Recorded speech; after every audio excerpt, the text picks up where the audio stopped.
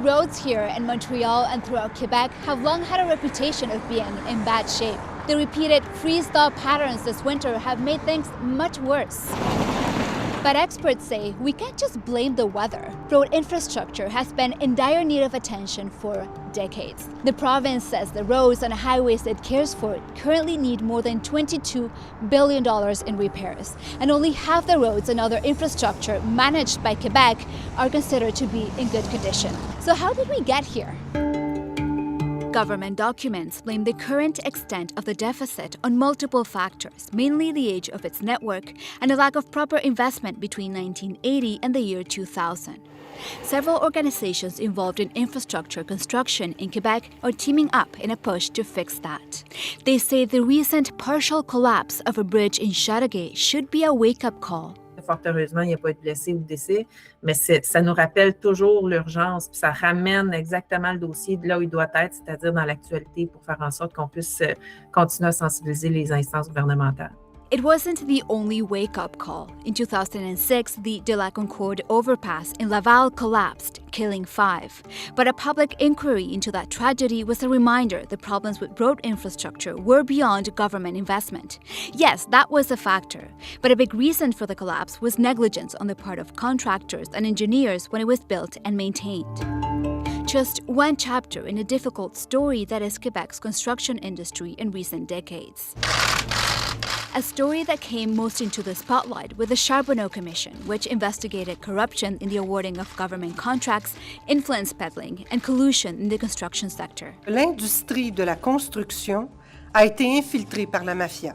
How much did all that contribute to the state of our roads? Some experts say Quebecers are still feeling the effects. But I don't think it's a major factor, but it is a factor. If you're not doing the best work possible, of course you're not helping catching up on what we need to do. Around the time of the Sharono Commission, the province did several things. It launched Quebec's anti-corruption force, UPAC, as well as an agency that oversees the awarding of public contracts and the companies involved. Ce qu'on essaie de dire, c'est qu'il y a eu un nettoyage.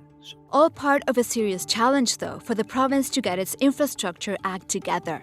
This retired professor of civil engineering says it's also a matter of population size. Compared to Ontario, for example, Quebec's provincially maintained road network is about twice as long, but it has fewer people to help pay for it. So that's part of the problem because, of course, the capacity to pay for a road network is directly related to the number of taxpayers. In a recent report, the Quebec Order of Engineers says there seems to be more interest in building brand new projects rather than maintaining existing infrastructure. Well, we fully agree with them that maintaining our infrastructure is important. At the same time, a lot of our infrastructure were built in the 60s and the 70s, and therefore they need to be replaced entirely. And the province is finding better ways to replace those roads, with the Ministry of Transport gradually moving towards using longer-lasting concrete to pave some highways instead of asphalt.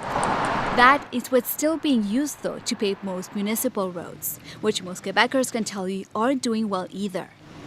The issue of how those were paved came up in 2018, when Montreal's Auditor General found paving contractors were cutting corners and using lower quality materials to save money, and the city inspectors were letting it slide.